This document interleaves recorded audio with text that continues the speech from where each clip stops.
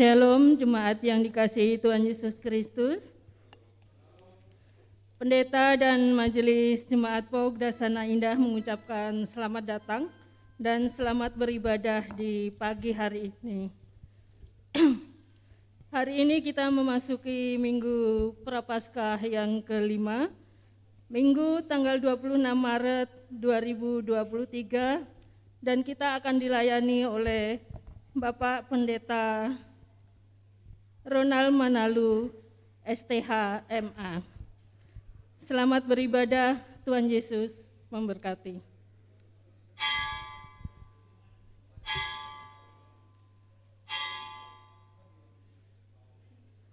Kami mengundang jemaat untuk bangkit berdiri.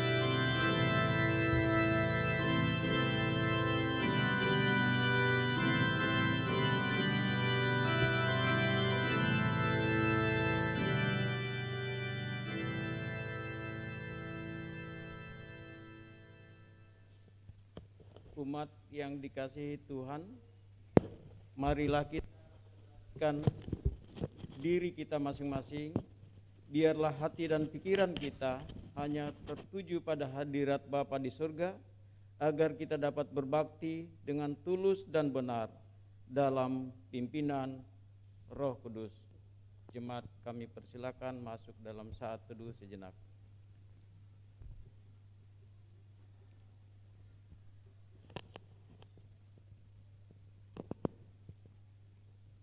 Saat teduh selesai. Terpujilah Allah, Tuhan kita dalam Yesus Kristus.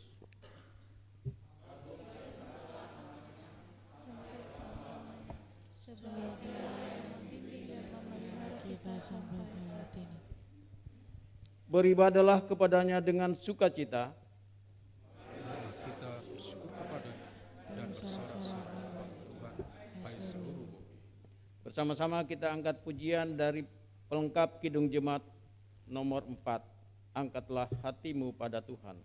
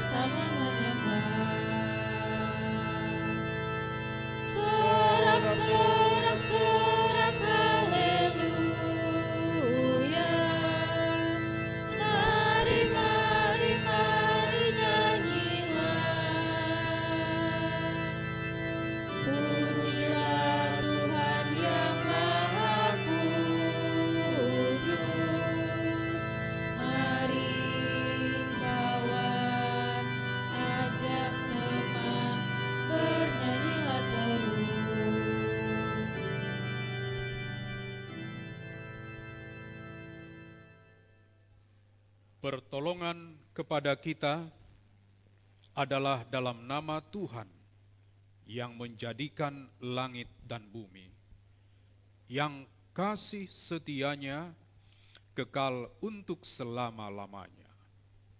kasih karunia dan damai sejahtera dari Allah Bapa kita dan dari Tuhan Yesus Kristus menyertai saudara sekalian.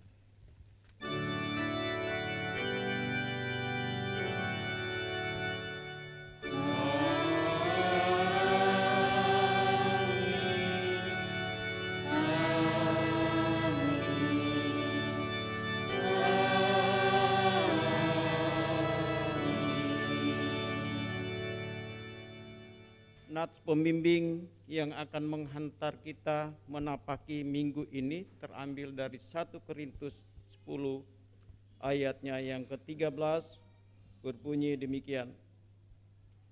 Pencobaan-pencobaan yang kamu alami ialah pencobaan biasa yang tidak melebihi kekuatan manusia. Sebab Allah setia dan karena itu Ia tidak akan membiarkan kamu dicobai melampaui kekuatanmu.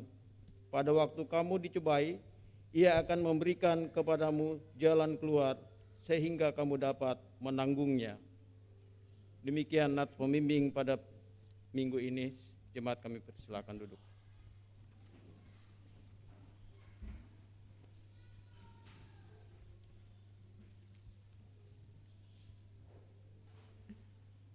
Pengakuan dosa.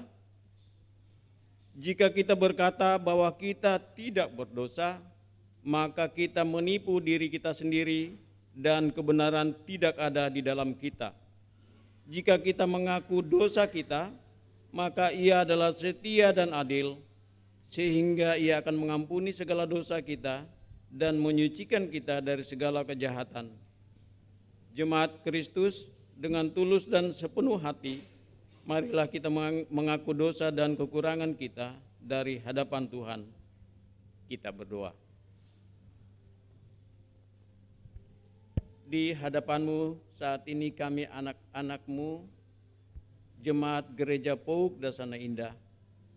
Saat ini kami memasuki ibadah. Biarlah Tuhan Engkau akan menyucikan hati pikiran kami, agar kami layak di hadapan-Mu.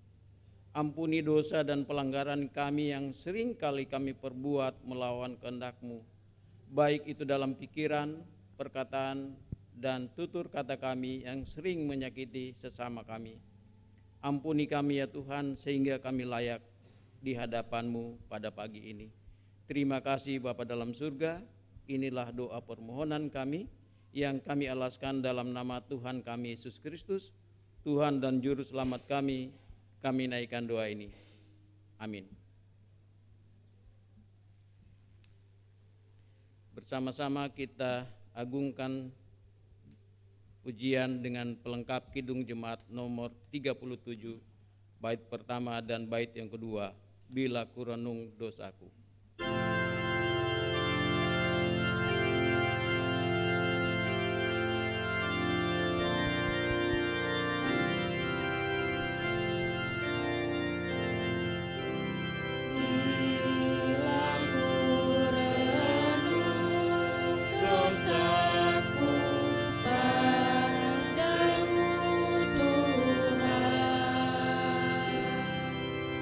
Yang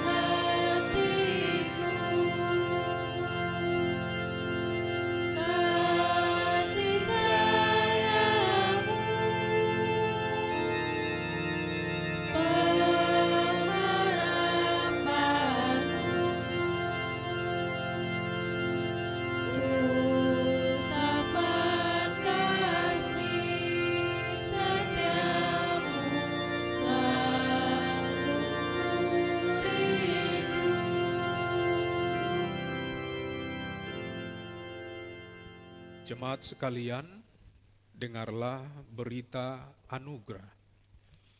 Bagi saudara-saudara yang sungguh-sungguh mengakui dosa serta kesalahannya di hadapan Tuhan, terimalah anugerah dari Allah Bapa kita, sebagaimana diberitakan dalam Yesaya 40 ayat 31. Tetapi orang-orang yang menanti-nantikan Tuhan mendapat kekuatan baru. Mereka seumpama Raja Wali yang naik terbang dengan kekuatan sayapnya. Mereka berlari dan tidak menjadi lesu, mereka berjalan dan tidak menjadi lelah. Demikianlah berita anugerah dari Tuhan. Syukur kepada Allah.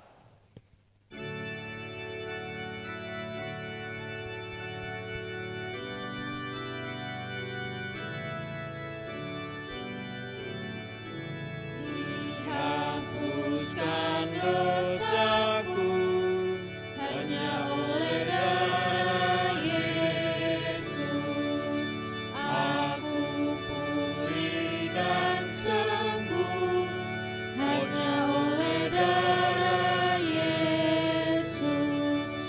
Oh, darah Tuhanku, sumber pemasukku,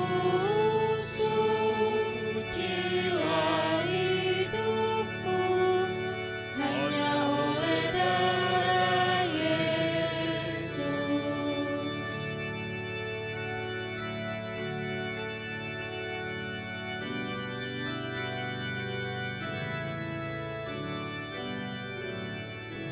Pengampunan dosaku hanya oleh darah Yesus. Penyucian hidupku hanya oleh darah Yesus. Oh, darah Tuhanku, sumber pemasukku, sucilah hidupku hanya oleh darah Yesus.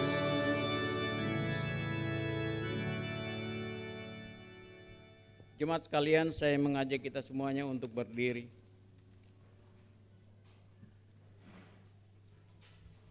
Petunjuk hidup baru pada pagi hari ini. Saudara-saudara, kita telah dibebaskan dari dosa, maka kita tidak boleh lagi hidup di dalamnya, melainkan hidup dalam Kristus. Barang siapa berada dalam Kristus, ia adalah ciptaan baru dan manusia baru. Untuk bekal hidup sebagai manusia baru, marilah kita simak sabda Tuhan yang tertulis dalam 2 Korintus 5 ayatnya yang ke-17 berbunyi demikian. Jadi siapa yang ada di dalam Kristus, ia adalah ciptaan baru, yang lama sudah berlalu, sesungguhnya yang baru sudah datang. Demikian petunjuk hidup baru, kiranya Roh Kudus menolong kita untuk mewujudkan kemuliaan Allah di dalam seluruh hidup dan kesaksian kita di tengah-tengah dunia. Jemaat kami persilakan duduk. Kami beri kesempatan kepada Komisi Bapak untuk menyumbangkan kidung pujiannya.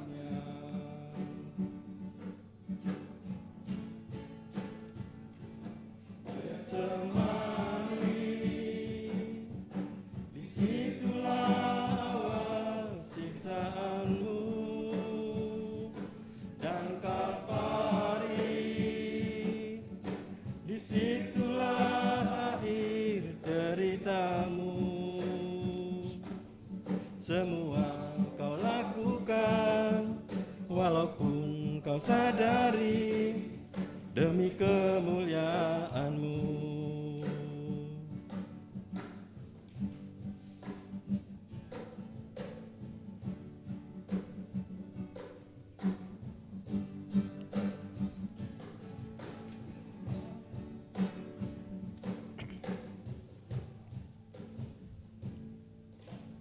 Tangan-Mu yang berlubang paku dan mulut pusara yang terbelah, lukisan penciptaan sebagai tanda bukti yang mana Tuhan kita hidup, yang mana genaplah firman-Nya.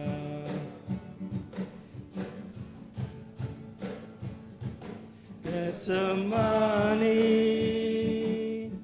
disitulah awal siksaan-Mu, dan Kalvari, disitulah akhir derita-Mu. Semua kau lakukan, walaupun kau sadari, demi kemuliaan-Mu. Getsemani, disitulah awal siksaan-Mu, dan Kalvari,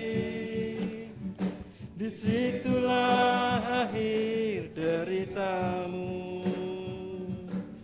Semua kau lakukan, walaupun kau sadari, demi kemuliaan-Mu.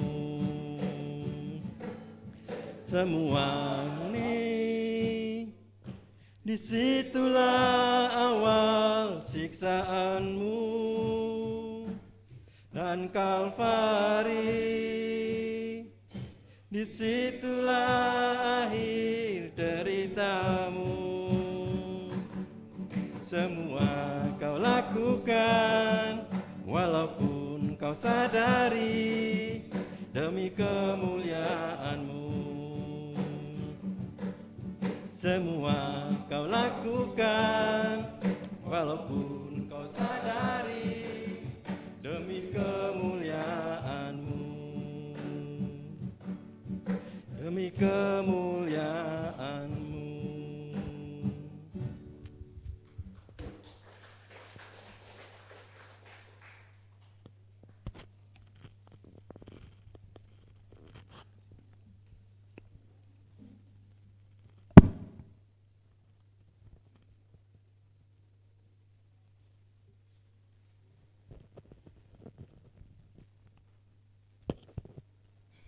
Kita menyanyikan kidung pujian NKB nomor 14 bait pertama dan bait yang kedua, Jadilah Tuhan kehendak-Mu.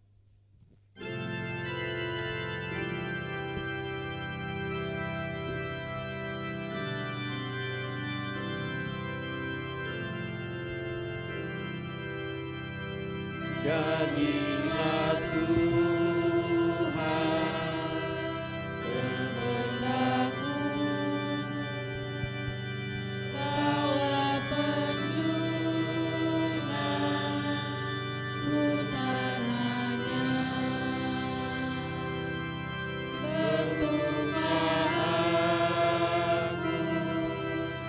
Sesukamu, dan ku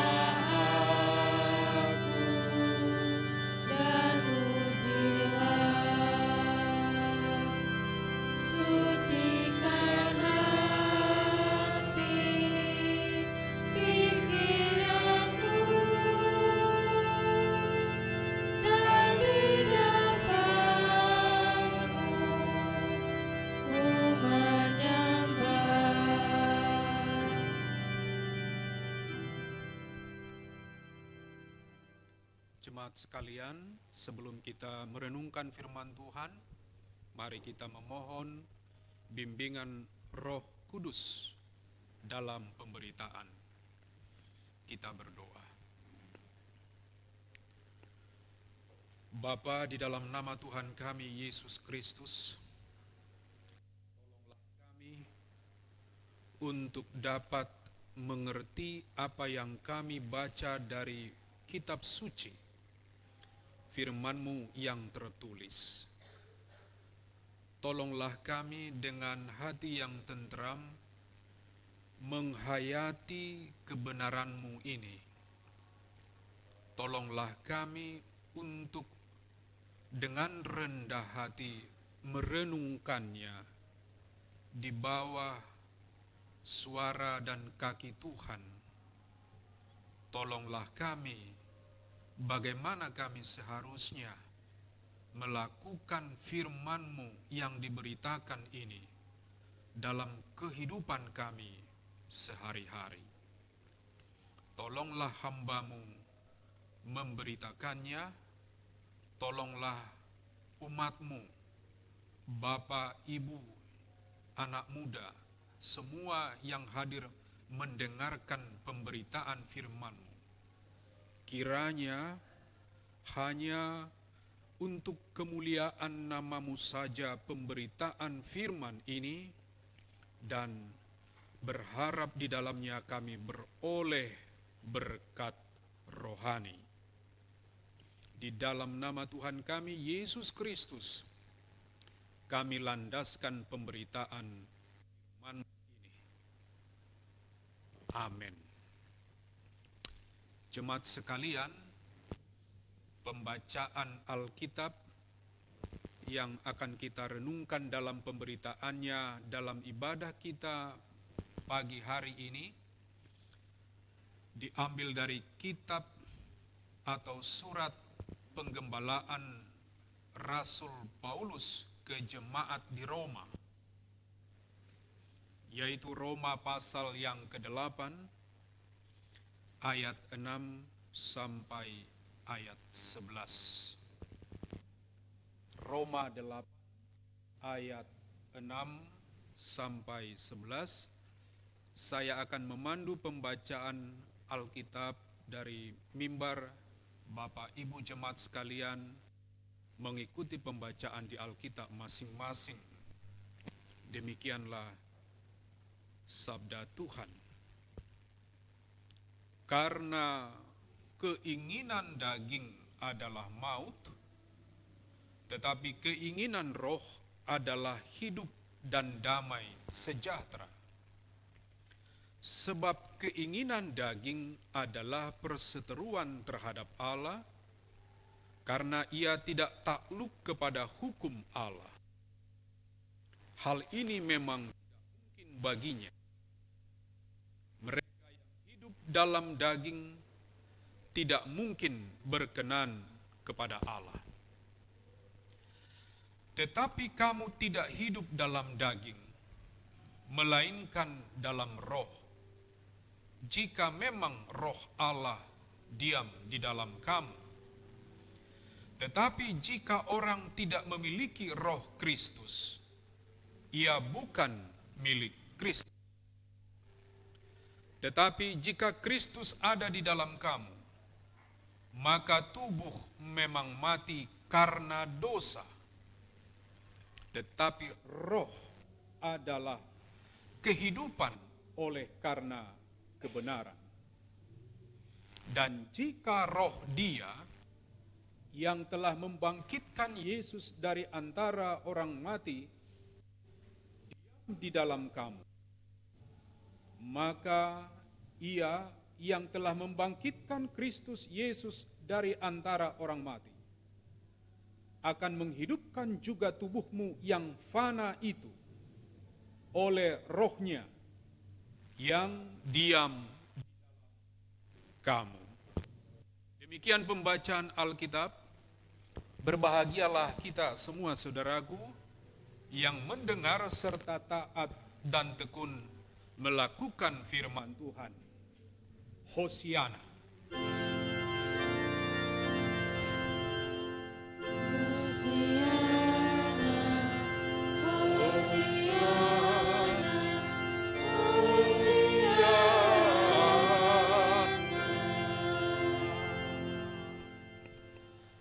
Tema pemberitaan firman Tuhan dalam ibadah kita pagi hari ini,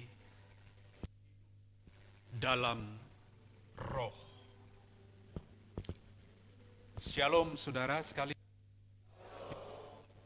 Salam damai dan sejahtera. Selamat hari Minggu, selamat beribadah. Apa kabarnya di Minggu pagi hari ini, Bapak Ibu sekalian, anak-anak muda? Sudah salam-salaman tadi kita? Boleh salam-salaman lagi sekali lagi.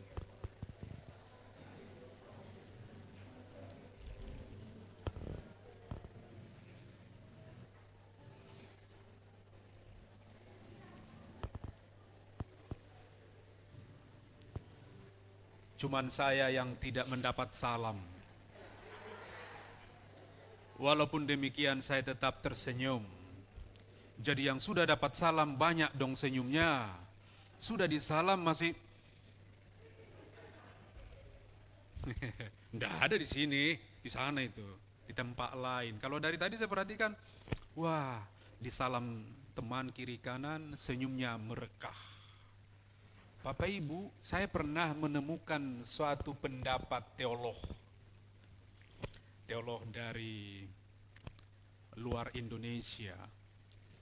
Menurut beliau dalam penelitiannya sebagai ahli kitab suci, ternyata yang dimaksud orang-orang kudus itu adalah orang yang senang tertawa. Malah mereka senang humor. Jadi kalau ada pendapat selama ini orang suci atau orang kudus itu pasang tampang serius, gitu ya, formal, sudah pakai jubah, pakai stola, lalu dia pasang muka melihat jemaat seolah-olah dia berdiri seperti yang suci. Jangan-jangan itu perlu dicurigai. Dia tidak sedang suci. Dia sedang bergulat dengan pergumulan dirinya dan sepertinya harus menemukan jati diri yang sebenarnya. Jadi maksud saya begini, sering-sering tersenyum di dalam gereja. Ayo senyum kiri kanan.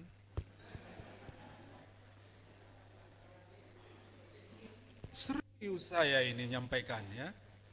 Saya juga sedang bertobat dari itu. Saya mikir-mikir betul juga ya. Kenapa kalau orang suci, orang gereja pelayan Tuhan itu bawanya serius banget. Kenapa di gereja kok serius banget sampai ketika rapat serius banget? Ya jadinya seperti itu hasil rapat. Pulang kan muka masam semua kan? Nggak ada pulang rapat dari gereja senyum-senyum gitu ya. Lalu ngajak ngopi lagi dan seterusnya. Oke Bapak Ibu, kalaupun dianggap ini intermezzo pengantar khotbah hari ini, tapi itu juga penting bagi kita. Banyak senyum. Tolong dulu kita katakan kiri kanan, ayo kita banyak senyum di gereja.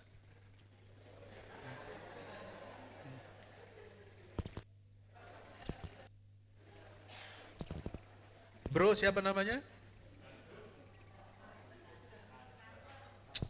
Orang jauh dariku, buka dulu maskernya, biar kegantenganmu makin jelas. Sulit amat sih namanya. Siapa punya anak ini? Bapaknya siapa?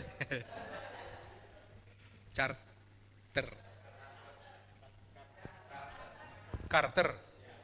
Yang motong itu? Iya, senyum sambil main musik senyum. Coba mainkan dulu sedikit musik sambil senyum. Jangan kasih muka tegang. Ayo. Lagu terakhir. Na na na na na na na na na. Sambil begini kepalanya digini-giniin dong. Jangan no no no no no no no no no. Udah tugas saya selesai.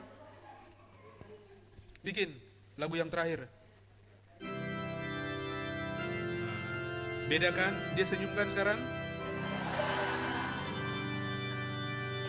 Pak Lukas jadi senyum, Ibu jadi senyum, saya ikut senyum, kita semua jadi senyum. Ya. Hiduplah dalam roh. Prapaskah yang kelima ini memanggil kita kembali dengan kebenaran firman Tuhan, supaya kita terus merenungkan sekaligus berjuang mengusahakan diri senantiasa hidup dalam roh. Bapak Ibu, 3 hal yang ingin saya sampaikan secara singkat dalam perjumpaan kita dalam ibadah, dalam perenungan ini. Yang pertama, mengapa kita dipanggil hidup dalam roh oleh firman Tuhan? Karena roh. Bapak Ibu, nanti kalau saya sebut roh, ingat saja Roh Kudus, Roh Allah, Roh Kristus. Itu sinonim, itu sama itu. Jadi karena di sini ditulis kata roh saja, diingat saja, oh maksudnya Roh Allah, Roh Kudus, Rohnya Kristus. Jadi yang pertama, roh atau Roh Kudus, Roh Allah, Roh Kristus memberi kita hidup. Roh yang memberi hidup, Bapak Ibu. Roh yang memberi hidup. Ayat 2 di atas pembacaan kita tadi. Jadi memang kalau mau memahami ayat 6 sampai 11 tadi, kita harus baca saja selengkapnya misalnya dari ayat 1 ya. Kita lihat di ayat 2, Paulus mengatakan ke jemaat di Roma demikian. Roh, jadi Roh Allah, Roh Kristus yang memberi hidup telah memerdekakan kamu dalam Kristus dari hukum dosa dan hukum maut. Kata-kata atau kalimat atau frasa pertama, roh yang memberi hidup.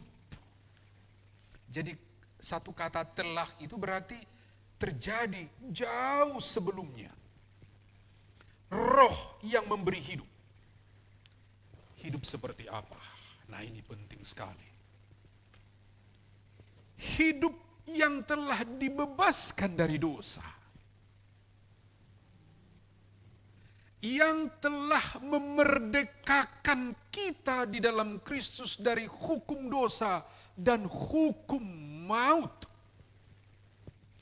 Maka Paulus mengatakan dengan jelas di ayat 1, demikianlah sekarang, gitu?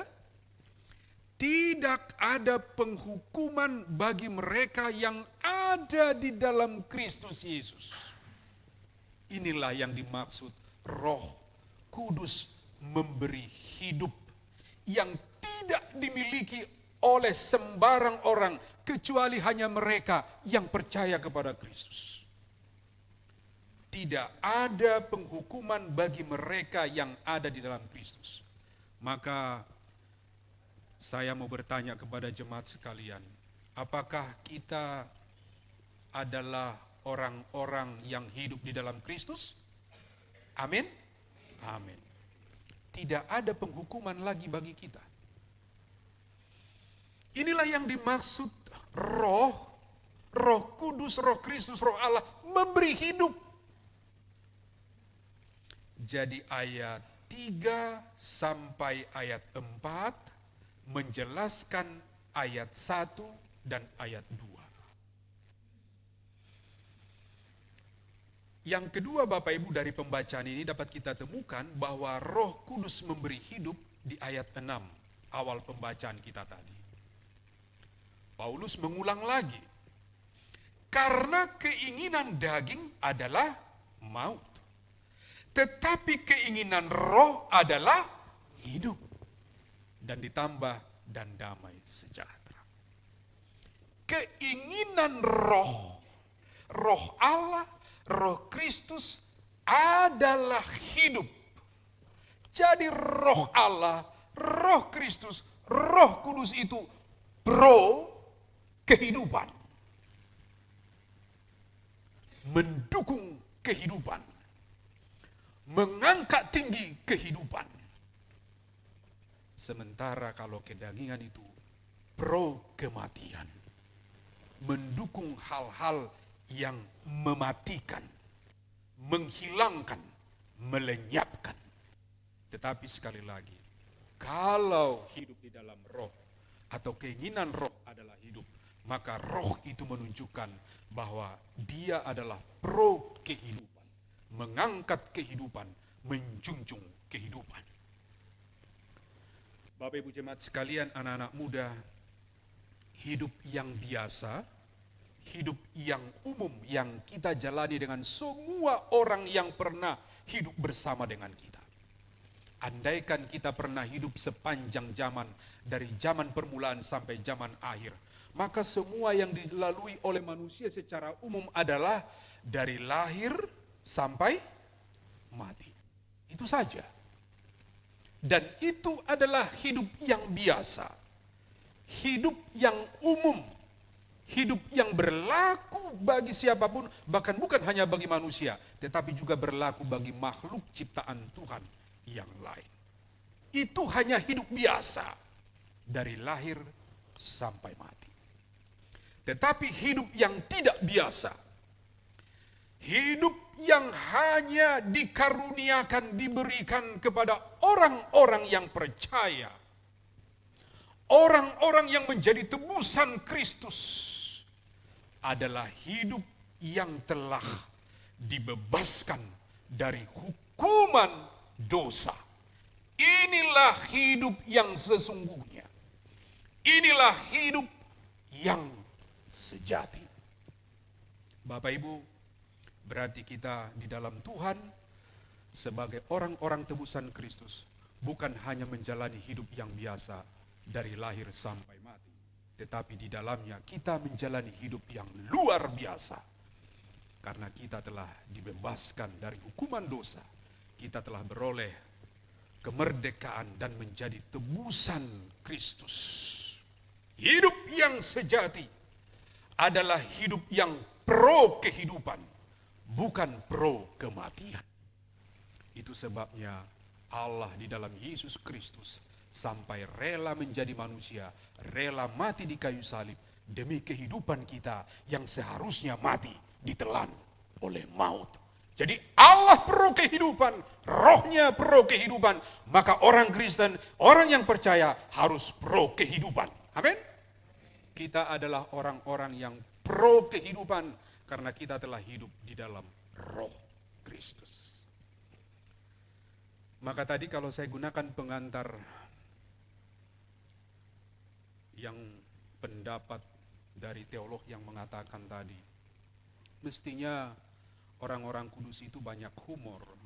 Mungkin menurut Bapak Ibu kok lucu ya begitu ya. Iya, memang terlihat terasa lucu ya. Tapi jelas itu gambaran dari orang-orang yang pro kehidupan. Di mana-mana kita menjumpai orang-orang yang pro kehidupan, mereka akan menjadi orang yang mudah berbaur. Mengapa dia mudah berbaur? Karena pasti ada sisi humoris di dalam dirinya. Yang menarik saudara-saudara, kalau saudara pernah seperti itu, saya sesekali seperti itu, di kondisi tertentu, saat di tempat tertentu kita menertawakan diri kita. Karena terasa diriku kok lucu banget gitu ya. Pernah enggak? Pak Eko udah pulang ya? Oh masih ada beliau. Kapan terakhir merasa lucu sendiri dengan dirinya, Mas? Jangan bisa menilai lucunya Ibu Ima toh, tapi menilai dirinya sendiri yang lucu boleh-boleh sekali-sekali. Pasti tahu, pasti masih ingat ya. Iya Mas.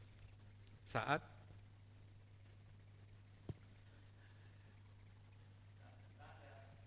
bercanda. Bukan. Jadi nggak ada temannya Mas di mana-mana gitu. Pas saat di kamar mandi, lagi di toilet, maaf kata misalnya di mana, lucu ya mentertawakan diri gitu. Ya kan? Jadi bukan saat bercanda. Mas sedang tidak bercanda gitu kan, kira-kira gitu lah. Tapi kok lucu ya aku ini gitu ya? Saat? Ya. Geli sendiri. Kenapa geli pada dirinya sendiri kan gitu ya? Kenapa lucu pada dirinya sendiri? Sebenarnya maksudnya gitu ya. Orang yang menyadari kelucuan ada pada dirinya itu pro kehidupan. Enggak tahu saudara, anak-anak muda yang menjatuhkan dirinya dari lantai 13 itu hanya putus pacar itu. Putus pacar doang, cemen. Tapi apa? Dia nggak menemukan kelucuan lagi pada dirinya. Bodoh kali diriku, laki-laki kayak gitu. 5 bisa kutemuin lagi. Lucu toh? Kenapa nggak muncul lucu itu? Yang nggak muncul lalu dia terjun dari lantai 5. Coba, ini hal-hal sederhana nampaknya.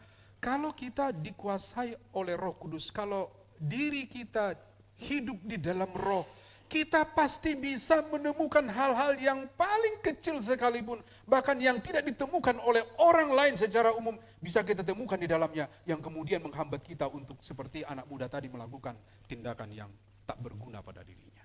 Karena dia hidup di dalam Roh. Jadi mari kita dipanggil hari ini, di Minggu Prapaskah yang kelima ini, hiduplah di dalam Roh. Bagian pertama mengingatkan kita, karena kita percaya Roh yang memberi kita hidup. Yang kedua, mengapa kita dipanggil untuk hidup di dalam Roh? Karena Roh Allah, Roh Kristus, Roh Kudus itu memberi kita, Bapak Ibu jemaat sekalian, anak-anak muda, memberi kita apa? Pikiran rohani. Pikiran rohani. Jadi kalau ada orang bertanya, dari manakah pikiran datang? Jawabnya dari Roh. Roh Kudus, Roh Allah, Roh Kristus. Ayat 5, tadi walaupun kita baca dari ayat 6 sampai 11, tadi saya katakan di bagian awal memang harus lengkap membacanya, dari ayat 1 sampai ayat 11. Di ayat 5 dikatakan begini Bapak Ibu.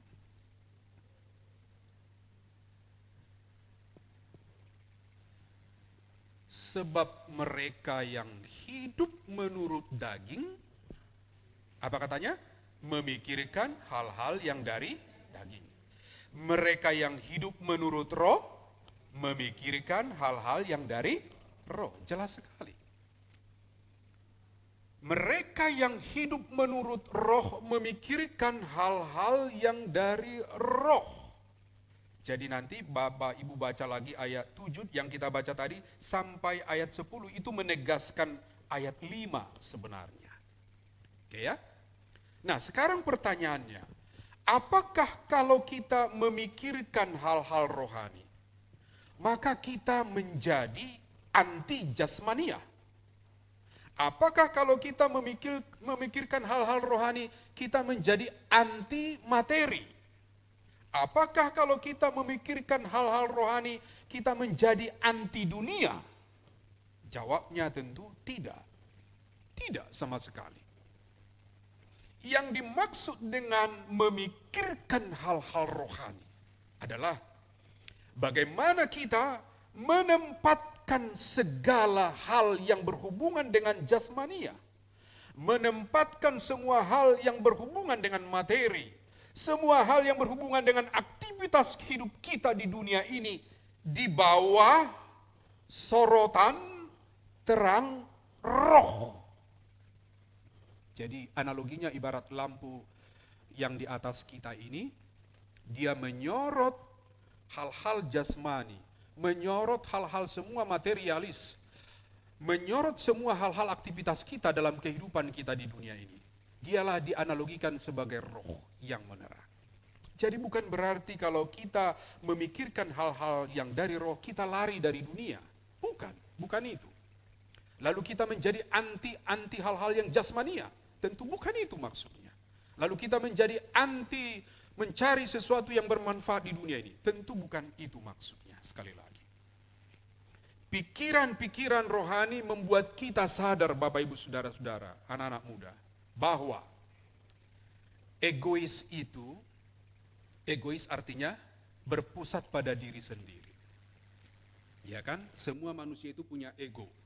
Tapi yang diingatkan kepada kita, jangan menjadi egois. Kalau dia menjadi sebuah paham, sebutannya egoisme. Tapi kita cukup pada sisi egois saja. Hal yang berhubungan dengan kata egois saja, tidak usah ke egoisme. Yang dimaksud adalah, kalau pikiran-pikiran rohani itu kita miliki, itu membuat kita sadar bahwa egois itu tidak benar itu. Egois, bapak terlalu egois sama ibu di rumah. Ibu juga suka terlalu egois pada bapak di rumah. orang tua, mohon maaf, mohon izin, seringkali egois terhadap anak-anaknya. Anak-anak juga sebaliknya seringkali teraktualisasi dalam perbuatannya, kata-katanya, ucapannya, tindakannya egois kepada orang tuanya, bukan? Hanya mengutamakan dirinya. Saya selalu ingatkan anak-anak mahasiswa di kampus, karena mereka generasi penerus keluarga kita, gereja Tuhan, generasi penerus bangsa. Coba anak-anakku sekalian, selalu saya katakan demikian, kalau kalian sekarang bisa kuliah, maka ada orang tua yang mendukung kalian dalam perkuliahan ini, memperhatikan kalian, menjunjung tinggi kalian, menasehati kalian, mendoakan kalian, mencari uang, mencari nafkah untuk kalian. Karena saya tahu dari antara anak-anak itu, tidak semua anak yang terlalu beruntung seperti orang lain, yang ayahnya pegawai negeri sipil misalnya, yang orang tuanya punya usaha untuk menyekolahkan mereka. Ada juga orang tuanya yang bekerja di pinggir jalan jadi tambal ban. Kerja tambal ban, Bapak Ibu tahu, tidak usah saya ceritakan. Ada juga orang tua mereka yang sepanjang hari mencari nafkah demi menjunjung nama baik anaknya itu. Saya kalau udah sampaikan kisah-kisah seperti itu, bagi mereka mulai nunduk dan seterusnya. Karena itu, cobalah belajar dengan serius. Datanglah ke kampus, belajar dengan sungguh-sungguh, tuntaskan pendidikanmu lebih cepat. Hanya itu yang menunjukkan bahwa kamu tidak egois terhadap orang tua. Jadi egois itu memang harus disingkirkan, dan itu hanya terjadi karena pikiran-pikiran rohani yang membuat sadar akan hal itu. Jadi lawan dari egois adalah altruis. Sedikit-sedikit istilah-istilah Bapak Ibu, walaupun tidak terlalu penting bagi Bapak Ibu, tapi hanya mencoba membedakannya. Kalau egois itu kan hanya menang sendiri, berpusat pada diri. Kalau altruis itu, dia mulai keluar dari zona nyaman, berpusat hanya pada dirinya, yang penting saya tadi, dia sudah mulai melihat di luar dirinya. Melihat orang tuanya, melihat adik-adiknya, melihat tetangganya, melihat siapapun, dan peduli pada mereka. Saya mengingat pengalaman saya pribadi, waktu saya dulu kuliah di Pematang Siantar, lalu kemudian saya putus di tengah jalan, saya merantau ke Jakarta. Adik saya waktu itu sudah kuliah di Institut Kesenian Jakarta, mengambil musik waktu itu. Tapi ketika saya datang ke Jakarta, dia lihat kemampuan orang tua kami, ada 9 orang kami, dan semua harus dihidupi, disekolahkan, dan seterusnya. Adik saya ini persis di bawah saya bilang sama orang tua saya. Dan kemudian orang tua saya mengatakan kepada saya, kata adikmu, kamulah yang melanjutkan sekolah, dia tidak usah lagi. Karena menurut dia, kalau kau nanti menjadi seorang pendeta, itu luar biasa baginya. Saya mengingat kisah ini jadi terharu. Dan dia tidak selesai sekolah. Lalu dia pergi festival-festival menyanyi. Dia alumni Asia Bagus tahun 9 berapa ya. Ya, dan seterusnya dia bernyanyi.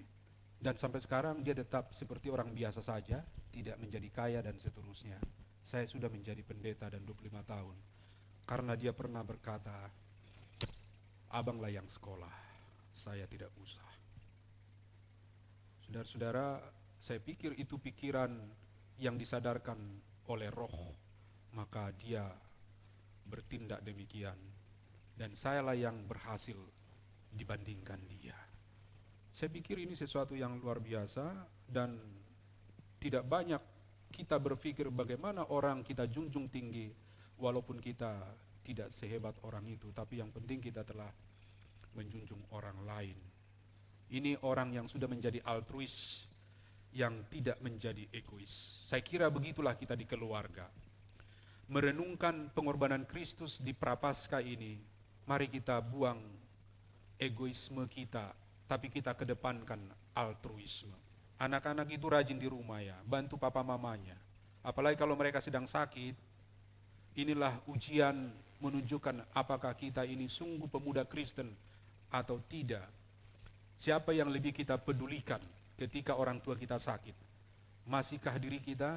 Masihkah anak-anak muda yang mencari yang pewarna apa namanya?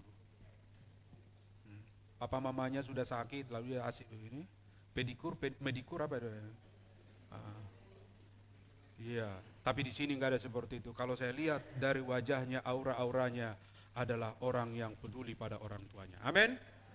Itu maknanya prapaskah kita renungkan. Oleh karena itu juga pikiran-pikiran rohani membuat kita sadar bahwa hedonis itu kesenangan-kesenangan, kenikmatan-kenikmatan semata yang dikejar-kejar oleh manusia di dunia itu harus sudah kita singkirkan. Materialistis itu harus digantikan dengan hidup secukupnya. Narsistik itu, mencintai diri berlebihan itu harus diganti dengan mengasihi sesama. Fanatisme itu harus diganti dengan sikap toleran dan solider. Jadi egoisme, hedonisme, materialisme, narsisme, fanatisme itu tidak pantas menjadi gaya hidup dari mereka yang hidup menurut roh, yang memikirkan hal-hal yang dari roh. Kasus yang viral, semua kita tahu di media, khususnya televisi bukan? Tiap hari masih terus berita itu. Kasus anak pejabat Direktorat Pajak.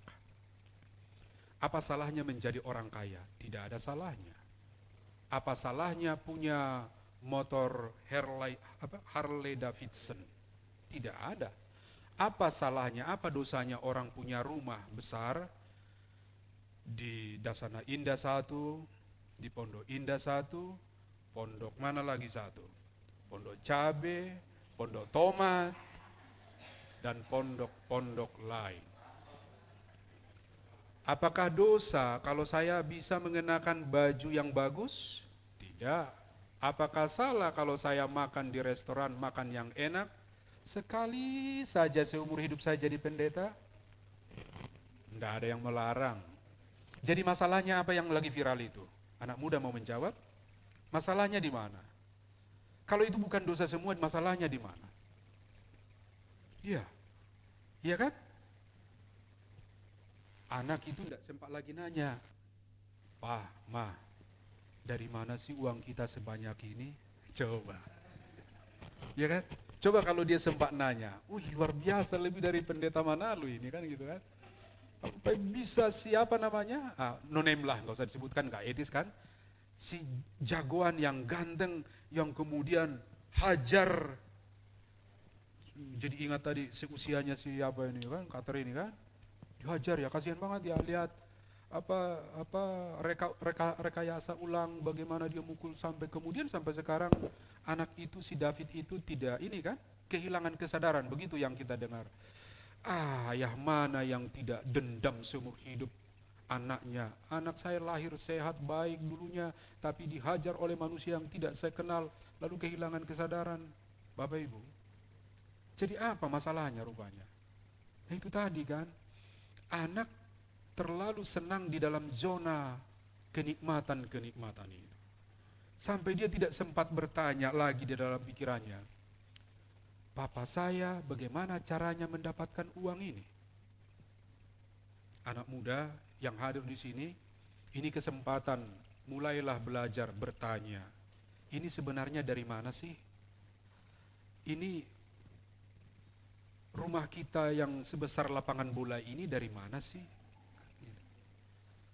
Kan kalau bapaknya pegawai negeri sipil, nggak mungkin rumahnya sebesar lapangan bola, bukan? Iya kan? Kecuali kalau bapaknya itu dulu mantan pengusaha atau sedang pengusaha, lalu pegawai negeri sipil. Tapi itu kan sulit itu ya. Jadi baru ingat satu cerita, ini sebenarnya adik saya. Ketika saya beberapa bulan lalu masuk ke rumahnya, dia langsung tertunduk lesu, tapi kemudian dia menawarkan saya anggur merah. "Bang, minum anggur ya. Kalau minum anggur boleh ya Pak Pendeta Abdi ya." Yang tidak boleh apa? Jangan pura-pura Pak Abdi. Minum anggur merah boleh nggak Pak Abdi?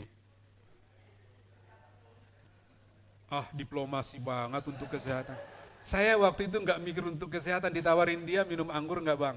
Abang minum anggur ya? Iya deh, minum anggur. Tapi ketika dia mau nambahin lagi, sudah cukup deh. Kan gitu maksudnya gitu. Tapi nggak mikir-mikir saya untuk kesehatan itu Pak Abdi. Jadi kalau Pak Manalu kenapa nggak merokok ya? Apa sudah bertobat? Apa hubungannya pertobatan dengan rokok? Dia bilang gitu. Ya saya tidak merokok karena saya merasa tidak punya uang untuk beli rokok, gitu aja. Gitu kan. Nah, kalau dirohanikan semua nanti kan jadi kabur kan. Kalau saya ditanya mengapa Pak Manalu tidak merokok? Karena merokok itu jantung saya nggak kuat. Lalu kantong saya juga nggak kuat. Saya pelayan kok, gitu kan. Ya kan Pak Abdi? Pelayan nggak Pak atau pengusaha? Nah kembali ke cerita adik saya ini. Tapi kemudian dia tiba-tiba ngomong begini, Bang, karena saya jalanin semua ini, semua baru saya lihat. Dari bawah sampai ke atas semua baru. Yang membawa saya tadi juga baru. Dia mulai, ini abang ini pasti perhatikan jalan hidup saya. Kan kira-kira begitu kan. Lalu dia sendiri yang ngomong, Bang, saya sebenarnya takut, kata dia. Hah? Dalam hati, kok polisi kok takut gitu ya? Polisi apa kamu? Takut apa kamu? Saya bilang gitu. Saya sebenarnya takut diintelin oleh Intel. Padahal dia Intel. Coba bayangkan Bapak Ibu. Begitulah manusia itu. Dia reserse. Dari zaman dia masih muda sampai mendekati usia 40 sekian sekarang itu, dia tetap reserse dari dulu. Jadi nangkapin orang, dia tahu di mana penjahat dan segala macam. Tapi dia sendiri pun sedang takut. Apalagi waktu itu ketika masih bulan-bulan peristiwa yang peristiwa Pak Sambo ya. Dia mengatakan seperti itu. Wah, saya mau bilang apa ya? Gimana ya memahami rasa takutnya ya? Kira-kira seperti itu. Saya tidak berkomentar saya. Saya cuma dengar, saya pikir dalam hati, jangan-jangan itu sudah cukup baginya untuk mengatakan dan cukup saya dengar. Saya tidak perlu kasih nasihat sama dia.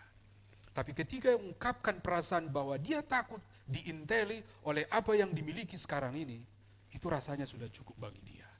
Lalu kemudian ya kami lanjutkan pembicaraan dan kemudian saya ingat pulang ke rumah. Kasihan sekali ya. Ya hanya bisa berdoa sama dia, Tuhan tolong dia supaya dia bisa mengatasi rasa takut dari apa yang dia buat sendiri. Kan dia buat sendiri rasa takutnya. Orang yang dia mengaku kok bahwa ini semua bang, saya tidak sampaikan. Karena itu rahasia saya dengan dia. Jadi apa yang berdosa? Apakah dosa memiliki rumah besar, punya mobil yang bagus dan segala macam? Tidak. Di belakang itu dari mana datangnya, bagaimana mengambilnya, itulah tindakan-tindakan yang harus ditinggalkan. Dan tidak boleh lagi itu terjadi bagi orang yang hidup di dalam roh. Sebab roh Kristus, roh kudus sebenarnya memberi kita pikiran-pikiran rohani. Roh kudus itu selalu mengatakan, itu tidak boleh, itu batasi, itu tidak usah. Engkau hidup secukupnya, makan secukupnya, memiliki secukupnya. Itulah pikiran-pikiran yang datang dari roh. Dan itu selalu datang kepada kita. Persoalannya kita selalu melawan pikiran itu. Dan hari ini kita diingatkan di Minggu Prapaskah yang kelima ini. Supaya kita hidup di dalam roh, maka karena kita tahu roh memberi kita pikiran-pikiran rohani. Dan yang terakhir Bapak Ibu, di bawah tema ini, hiduplah di dalam roh, kita diingatkan sebab Roh Kudus, Roh Allah, Roh Kristus menghidupkan apa? Tubuh yang fana ini. Coba kita baca pernyataan Paulus ini ke jemaat di Roma ini di ayat 11 itu. Ayat terakhir pembacaan kita. Dan jika roh dia, menurut Bapak Ibu roh dia siapa ini? Roh Allah. Yang telah membangkitkan Yesus. Wah, hebat sekali ini ya. Roh Allah yang telah membangkitkan Yesus dari antara orang mati diam di dalam kamu. Maka ia yang telah membangkitkan Kristus Yesus dari antara orang mati akan menghidupkan juga tubuhmu yang fana. Semua pegang tangannya. Ayo Bapak Ibu, semua pegang tangannya. Coba cubit. Sakit?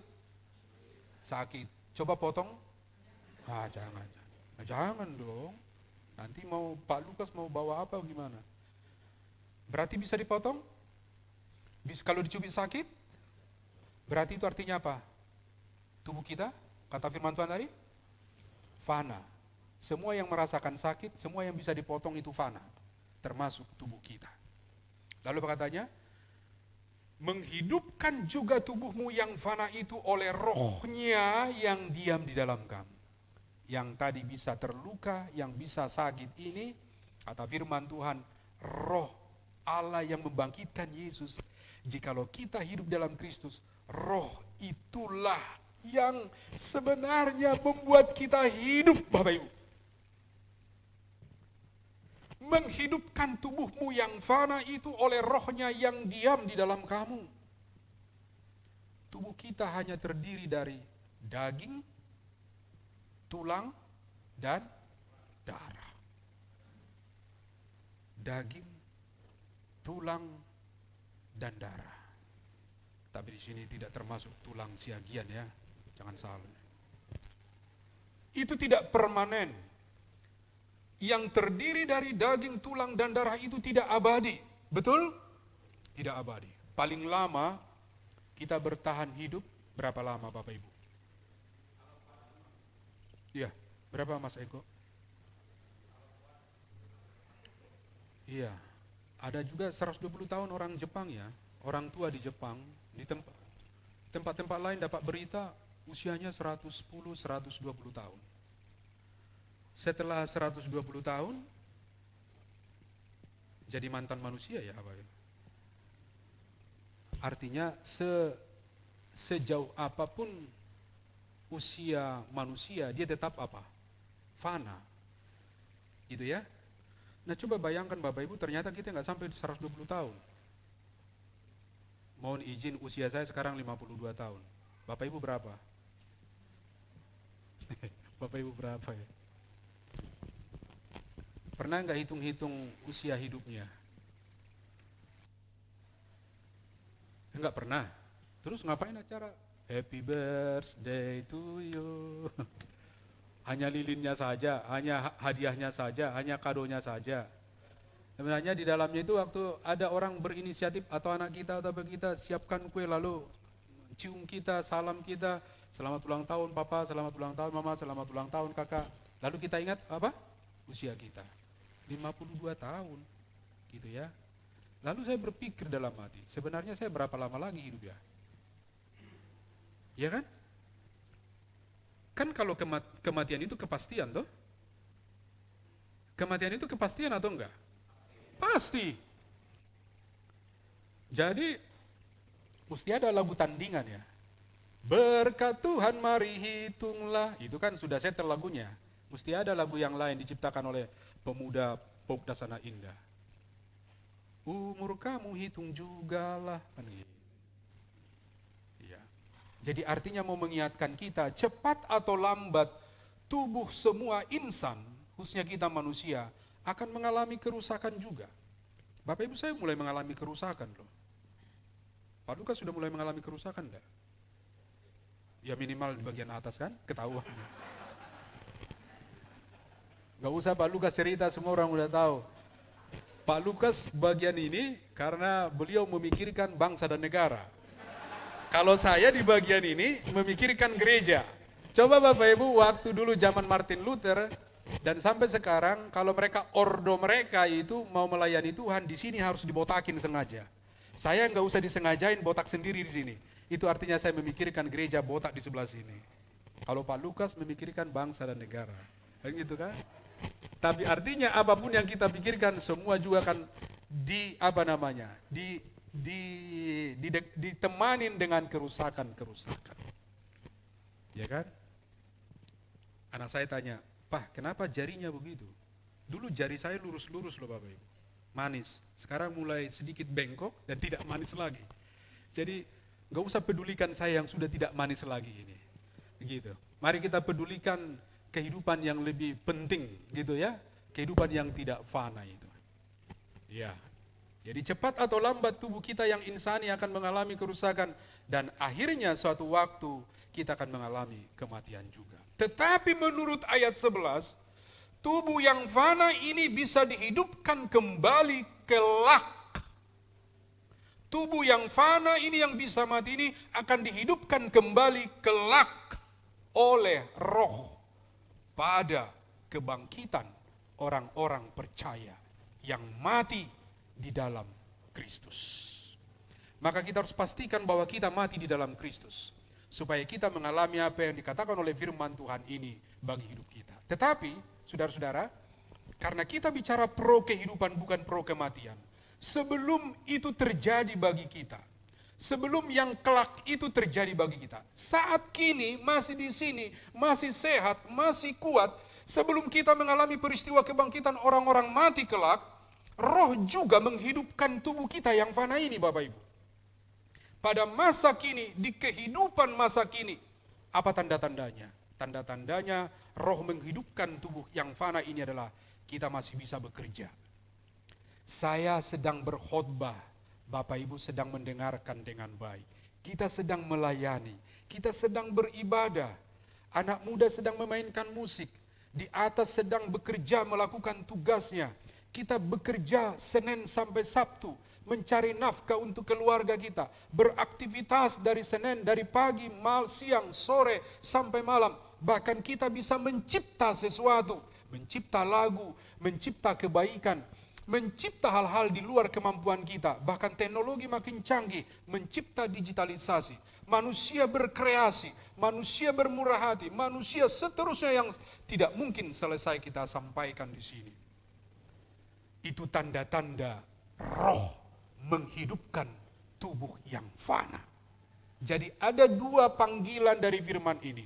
Saat kita masih berada di dunia ini, sebenarnya Roh bekerja di tubuh yang fana. Dan saat nanti kelak ketika kita mengakhiri kehidupan, di situ juga Roh Allah tetap bekerja. Ini kelebihannya orang Kristen yang percaya kepada penebusan Kristus. Karena Roh baik di masa kini maupun di masa yang akan datang, Roh itu bekerja bagi kita semua. Jemaat sekalian, tubuh kita tanpa Roh, tubuh kita tanpa Roh Kudus itu ibarat kendaraan, katakan mobil. Sebagus apapun mobil kita itu tidak bermanfaat, tidak berfungsi sebelum mesinnya dinyalakan, yang kemudian mesin itu menggerakkan kendaraan untuk berjalan. Seperti itulah kita. Kalau bukan karena Roh Kudus, kita hanyalah seonggok manusia yang tak bermanfaat dan tak berguna dalam hidup ini. Tapi terpujilah Allah, oleh Roh Kudusnya kita menjadi insan yang berguna, bermanfaat di dalam kehidupan ini. Kita bergerak, kita bekerja, kita melayani. Kita terus maju, maju dan maju. Tubuh kita Bapak Ibu sering lemah, tubuh kita sering rapuh, tubuh kita sering kali ringkih. Tetapi sekali lagi Roh Kudus adalah roh kekuatan yang membuat tubuh menjadi bersemangat, yang membuat tubuh kita menjadi bangkit. Bahkan Roh Kudus itu yang memampukan kita mengalami resilience, kelenturan menjalani hidup. Bapak Ibu, lentur itu penting dalam menjalani hidup. Tidak usah ngoyo-ngoyo seperti kata orang Jawa. Ngotot-ngototan itu tidak selalu penting, saudara-saudara. Miliki resiliensi, kelenturan. Dan itu hanya terjadi karena Roh yang ada di dalam kita. Ada kekuatan Roh yang bekerja melalui usaha-usaha kita. Menjaga, memelihara, merawat sekaligus. Menggunakan tubuh kita yang fana ini untuk melayani, untuk menjadi berkat, untuk memuliakan nama Tuhan. Akhirnya jemaat sekalian, marilah kita sungguh-sungguh hidup di dalam Roh. Sebab tiga hal tadi, Rohlah yang memberi kita hidup yang sesungguhnya. Dua, Rohlah yang memberi kita pikiran-pikiran rohani. Dan yang terakhir, Rohlah yang menghidupkan tubuh kita yang fana, baik kini masa kini maupun nanti di masa yang akan datang. Kiranya Tuhan meneguhkan kita semua dan kiranya Roh Kudus menolong kita melakukan firman-Nya. Amin. Mari kita responi dengan nyanyian Kasih Paling Agung.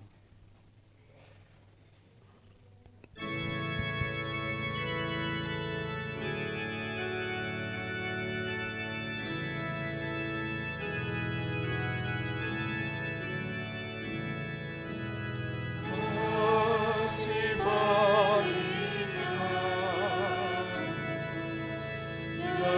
dari Tuhan, Kini ku sadari di dalam hatiku, Yesus Maha Kasih dan Maha korbankan dirinya agar ku ditebus.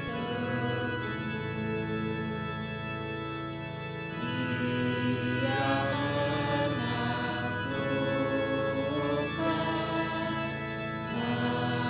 dan dosaku. Dia memberikan segalanya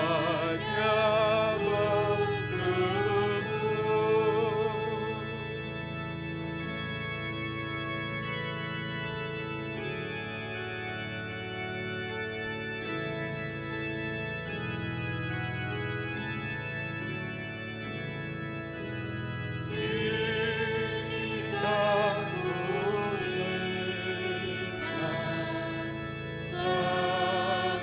Selama hidupku, takkan ku lupakan sepanjang aku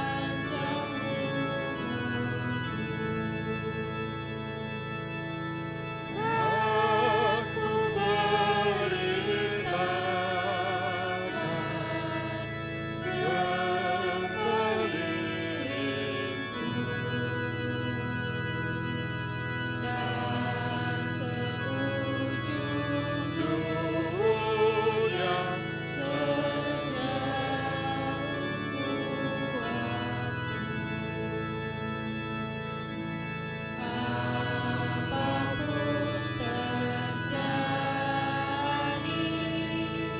sekelilingku dan seujung dunia sejauh apapun terjadi atas diriku, takkan ku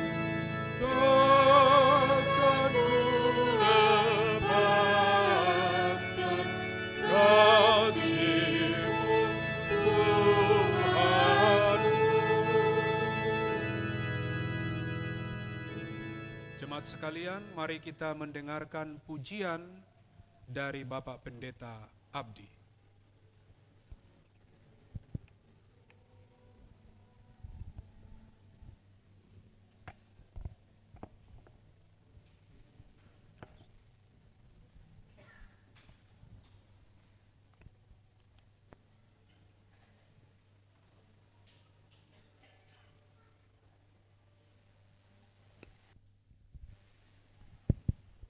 Shalom. Ya, terima kasih. Hari ini saya akan menyaksikan kemurahan Tuhan melalui satu pujian untuk kita semua. Secara khusus kita hamba-hamba Tuhan. Mungkin suara saya tidak akan sebagus seperti suara Pak Ronald. Saya dengar tadi di awal lagu, keren banget suaranya Pak Pendeta.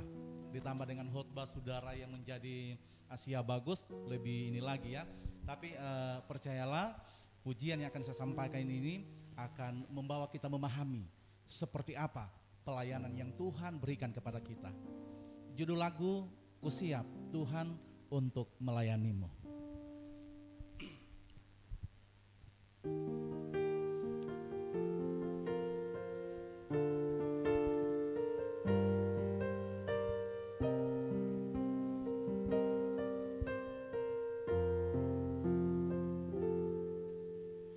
Tuhan, kini ku tahu maksud panggilan-Mu dalam hidupku. menyebarkan Injil-Mu ke seluruh muka bumi, mencari jiwa-jiwa yang tersesat. Tuhan, kini ku siap melayani-Mu seumur hidupku.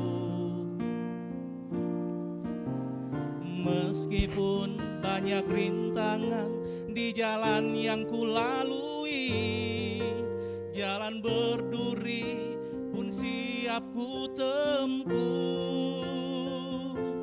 Meski harus ku tinggalkan ayah dan ibuku,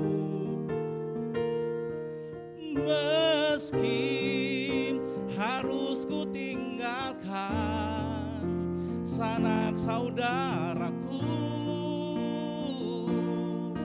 Yesus yang memanggilku, Yesus yang memakaiku, ku siap Tuhan untuk melayani-Mu.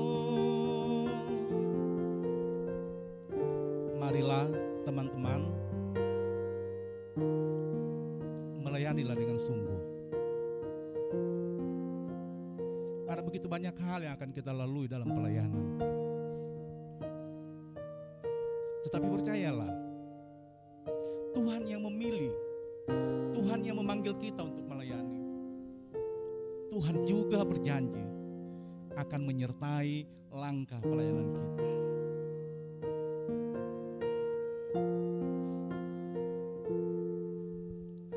Tuhan, kini ku siap melayani-Mu seumur hidupku. Meskipun banyak rintangan di jalan yang ku lalui, jalan berduri pun siap ku tempuh. Meski harus ku tinggalkan ayah dan ibuku, meski harus ku tinggalkan sanak saudaraku, Yesus yang memanggilku, Yesus yang memakaiku, ku siap Tuhan untuk melayani-Mu. Meski harus ku tinggalkan ayah dan ibuku, meski harus ku tinggalkan sanak saudaraku, Yesus yang memanggilku, Yesus yang memakaiku, ku siap Tuhan untuk melayani-Mu. Yesus yang memanggilku, Yesus yang memakaiku, ku siap Tuhan untuk melayani-Mu. Ku siap Tuhan untuk melayani-Mu. Terima kasih. Kita telah diberkati dengan pujian oleh hambanya Bapak Pendeta Abdi. Tuhan memberkati Bapak Pendeta, sehat selalu, selamat melayani. Baru berjumpa hari ini dengan beliau, jadi sekali lagi dukunglah beliau dalam pelayanan di tengah-tengah jemaat. Jemaat sekalian, mari kita bersyafaat. Bapa, kami bersyafaat umat-Mu, jemaat Pauk Dasana Indah, menggumuli kehidupan kami sebagai jemaat. Di tengah jemaat, di tengah keluarga, bergumul hal-hal yang berhubungan dengan ekonomi, keuangan rumah tangga, pendidikan anak-anak. Mereka di antara keluarga sedang mencari pekerjaan yang baik. Di tengah keluarga juga ada anak-anak muda yang mencari, merindukan pasangan hidup. Di dalam keluarga juga ada para orang tua kami di usia mereka yang indah, yaitu lanjut usia. Di antara keluarga kami ada juga yang sudah menjadi janda maupun duda, anak menjadi yatim atau piatu, dan anak-anak yang sedang bersekolah saat ini. Bapa, dengarkan seruan setiap keluarga, setiap pribadi dalam rumah tangga, setiap hal-hal yang mereka harapkan, di mana Tuhan turun tangan saat mereka menaikkan tangan padamu Tuhan. Dengarkan seruan permohonan mereka, tolonglah mereka. Kami juga berdoa bagi jemaat yang berduka, keluarga Ibu Jenny Sutardi yang kehilangan saudara atau kakak almarhum Sinta Sutardi. Doa kami bagi keluarga besar yang ditinggalkan, datanglah penghiburan dari Roh Kudus bagi mereka di tengah duka ini. Jikalau saat-saat ini sedang dipersiapkan pelayanan terakhir bagi beliau, kiranya Tuhan tolong supaya pelayanan dapat berlangsung dengan baik, bagi puji hormat kemuliaan bagi namamu dan berkat di tengah keluarga. Kami bersama menggumuli jemaat yang sakit dan juga dalam pemulihan, yaitu Ibu yang kekasih Ibu Rosnalia Tondang, Bapak kami yang kami kasihi Bapak Penatua Sujito, Ibu yang kami kasihi Ibu Penatua Yuli Enarsi. Ke dalam tangan-Mu Bapa yang penuh kuasa pemulihan dan penyembuhan itu, kami serahkan yang kami kasihi Bapa Ibu ini.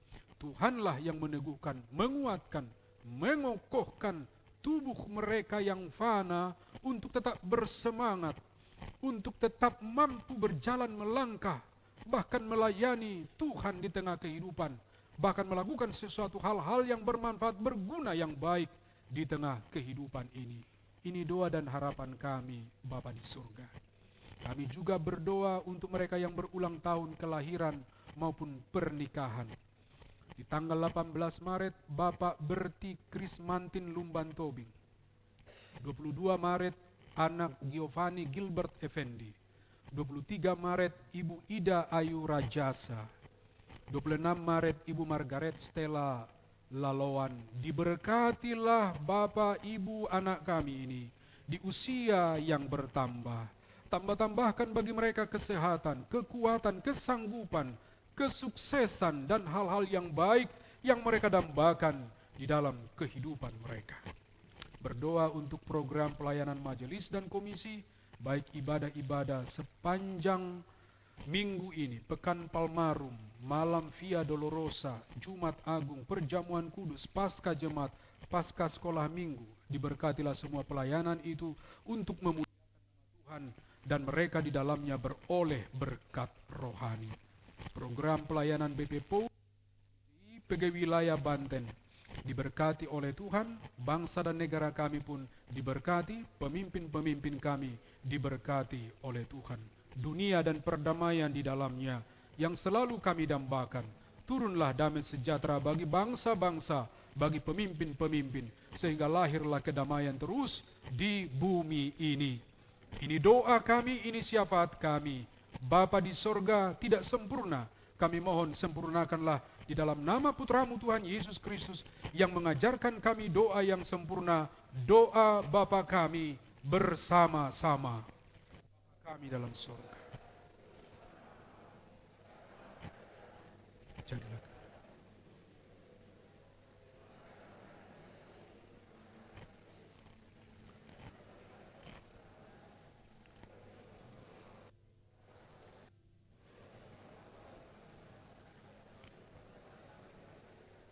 Karena Engkau yang punya kerajaan dan kuasa dan kemuliaan sampai selama.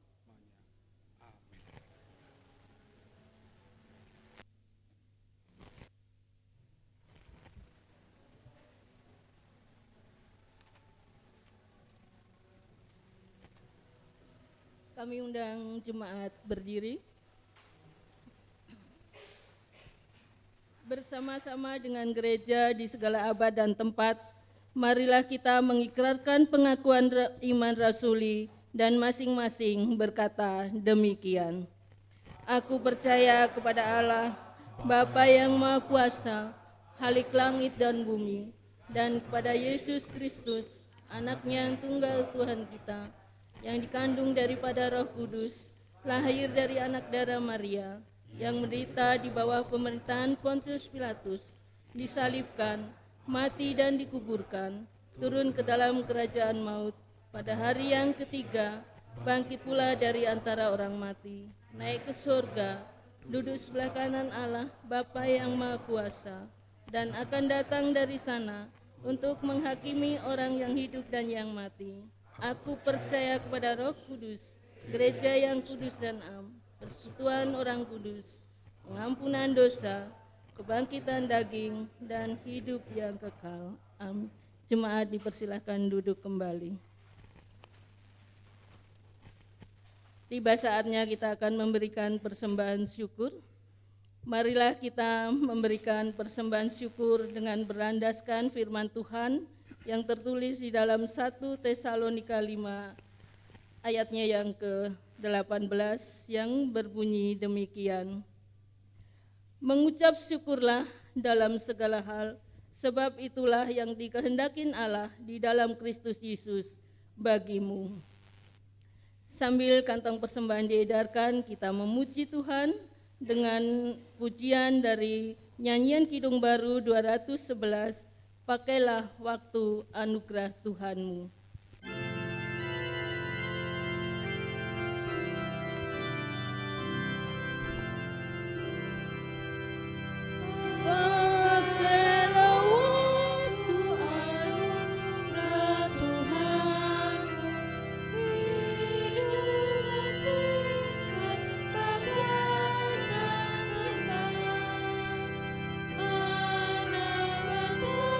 Yang kekal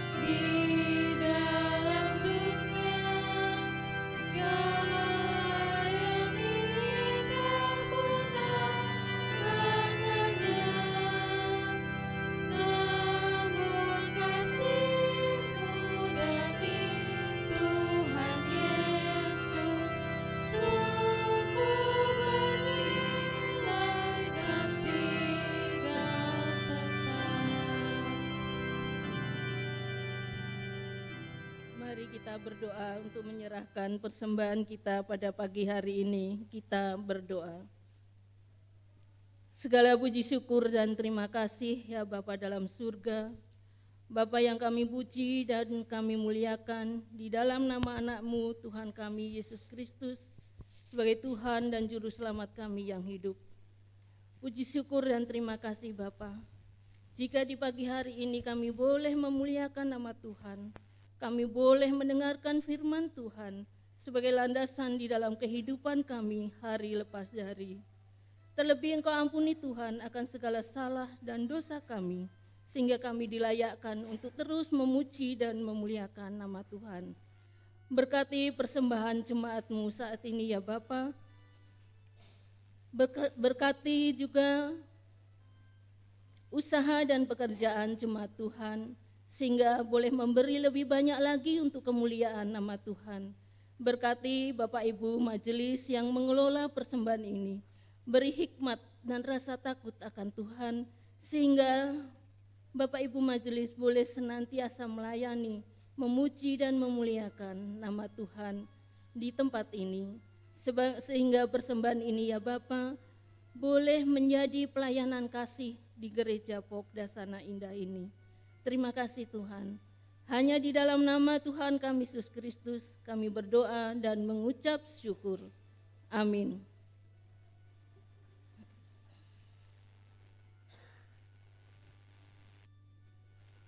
Mohon kesabarannya untuk mendengarkan pokok-pokok warta jemaat pada minggu hari ini.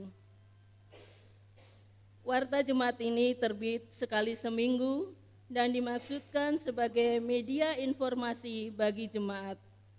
Bagi Bapak, Ibu, Saudara-saudari yang baru pertama kali mengikuti ibadah di Gereja Persekutuan Okumene Umat Kristen di Dasana Indah ini dan berkeinginan menjadi anggota jemaat agar dilayani seterusnya, mohon kesediaannya untuk mendaftarkan diri pada majelis yang bertugas. 1. Kebaktian umum. Kebaktian umum dilaksanakan setiap hari Minggu pukul 9 WIB. Kebaktian hari ini Minggu 26 Maret 2023 dilayani oleh Bapak Pendeta Ronald Manalu STH MA sebagai pelayan firman. Pelayan liturgi oleh Bapak Penutua Lukas Labiro. Organis oleh Saudara Carter Ferdinand Sapa. Kantoria oleh Saudari Gracia Lenkrasi dan Saudari Fania Abigail Sitanggang. Persembahan pujian oleh Bapak Pendeta Abdi Tancikoti MTH dan Komisi Bapak. Operator laptop dan sound system oleh tim multimedia. Atas pelayanannya diucapkan terima kasih. Kedua, kebaktian kategorial. 1. Ibadah Komisi Anak. Ibadah Komisi Anak dilaksanakan setiap minggu pukul 7 WIB bertempat di gereja. Untuk ibadah hari Minggu tanggal 2 April 2023 akan dilayani oleh pelayan liturgi oleh Kak Adel, doa pembuka dan penutup oleh Ibu Marlis, kelas gabungan hari doa sedunia dilayani oleh Bapak Pendeta Abdi Tancikoti MTH sebagai pelayan firman, pelayan musik oleh Ibu Irma Labiro dan Kak Ren Metekohi. Mohon perhatian orang tua untuk mengingatkan putra-putrinya. Yang kedua, ibadah Komisi Remaja pada hari ini Minggu tanggal 26 Maret 2023 akan bergabung dengan ibadah pengucapan syukur di sore hari ini. Mohon perhatian seluruh komisi remaja. Ketiga, ibadah komisi wanita. Ibadah komisi wanita dilaksanakan pada hari Selasa 28 Maret 2023 pukul 19 WIB atau jam 7 malam bertempat di gereja. Pelayan firman oleh Ibu Penatua Ancer Oliver Otemusu, pelayan liturgi oleh Ibu Jenny Sutardi, pelayan doa oleh Ibu Ima Nusantari. Mohon perhatian seluruh kaum wanita. Yang keempat, ibadah Komisi Pemuda. Ibadah Komisi Pemuda dilaksanakan pada hari Sabtu tanggal 1 April 2023 pukul 19 WIB atau jam 7 malam bertempat di gereja. Pelayan firman oleh Bapak Penatua Richard Rajasa. Pelayan liturgi Saudari Angel Adang, pelayan musik oleh Saudari Sulistia Oktarina. Acara sharing dan putlak dalam Ayub 15. Mohon perhatian seluruh Komisi Pemuda. Kebaktian Padang dan Komisi Pemuda dan Remaja. Sehubungan dengan akan diadakannya Kebaktian Padang Komisi Remaja dan Pemuda Gereja Pokdasana Indah yang akan dilaksanakan pada hari Sabtu tanggal 6 Mei 2023 pukul 5 pagi sampai selesai, bertempat di Citra Alam Residen Cisarua, Bogor, dengan tema Sherlock of Christ. Maka kami meminta Komisi Pemuda dan Remaja untuk mendaftarkan diri pada link yang tertera pada layar atau dapat menghubungi atas nama Verina Simbolon dan Febri. Pendaftaran paling lambat hari Minggu 16 April 2023. Mohon kehadiran seluruh anggota Kopaja. Pembukaan dan pendaftaran katekisasi Sidi Jemaat 2023. Bagi Bapak Ibu, saudara-saudari jemaat yang ingin mendaftarkan putra-putrinya untuk mengikuti katekisasi Sidi, dapat menghubungi majelis yang bertugas atau majelis bagian penata layanan untuk dilayani. Ibadah pengucapan syukur.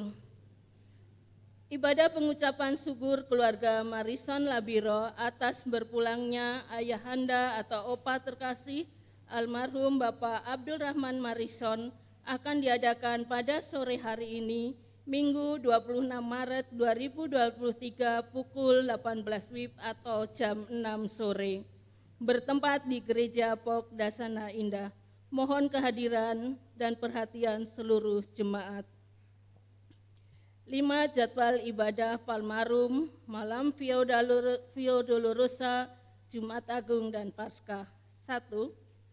Ibadah Palmarum pertama yang bertugas adalah Komisi Bapak. Pada hari Senin tanggal 3 April 2023 pukul 7 malam bertempat di gereja. Dilayani oleh Bapak Pendeta Abdi Tancikoti MTH sebagai pelayan firman, dan untuk pelayan liturgi pengurus Komisi Bapak. Yang kedua, ibadah Palmarum kedua yang bertugas adalah Komisi Wanita. Pada hari Selasa tanggal 4 April 2023 pukul 7 malam bertempat di gereja dan akan dilayani oleh Bapak Pendeta Abdi Tancikoti MTH sebagai pelayan firman, pelayan liturgi oleh pengurus Komisi Wanita. Yang ketiga, ibadah Palmarum ketiga yang bertugas adalah Komisi Pemuda dan Remaja. Pada hari Rabu tanggal 5 April 2023 pukul 7 malam bertempat di gereja dan dilayani oleh Bapak Pendeta Abdi Tancikoti MTH sebagai pelayan firman, pelayan liturgi oleh pengurus Komisi Pemuda dan Remaja. Keempat, ibadah malam Via Dolorosa pada hari Kamis tanggal 6 April 2023 pukul 7 malam bertempat di gereja. Pelayan firman oleh Bapak Pendeta Abdi Tancikoti, pelayan liturgi oleh majelis. Yang kelima, kebaktian Jumat Agung dan perjamuan kudus akan dilaksanakan pada hari Jumat tanggal 7 April 2023 pukul 9 WIB di gereja. Yang keenam, kebaktian Paskah Jemaat atau ibadah subuh akan dilaksanakan pada hari Minggu tanggal 9 April 2023 pukul 4.30 atau setengah 5 pagi di gereja. Kebaktian Paskah Komisi Anak akan dilaksanakan pada hari Minggu tanggal 9 April 2023 jam 8 pagi di gereja. Mohon perhatian orang tua untuk mengingatkan putra-putrinya. Demikian warta jemaat pada minggu hari ini. Selebihnya jemaat dapat membaca pada warta yang sudah dibagikan. Selamat hari Minggu, Tuhan memberkati.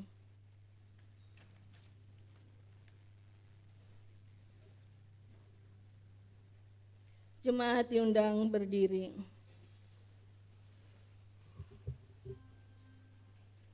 Jemaat sekalian, marilah kita menyanyikan PKJ nomor 200, Ku Diubahnya.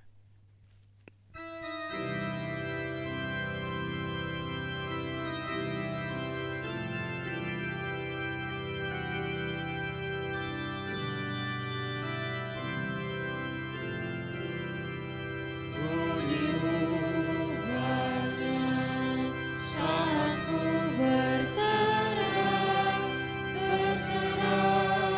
kepada Yesus, ku diubahnya hingga jadi baru dengan daging miliknya.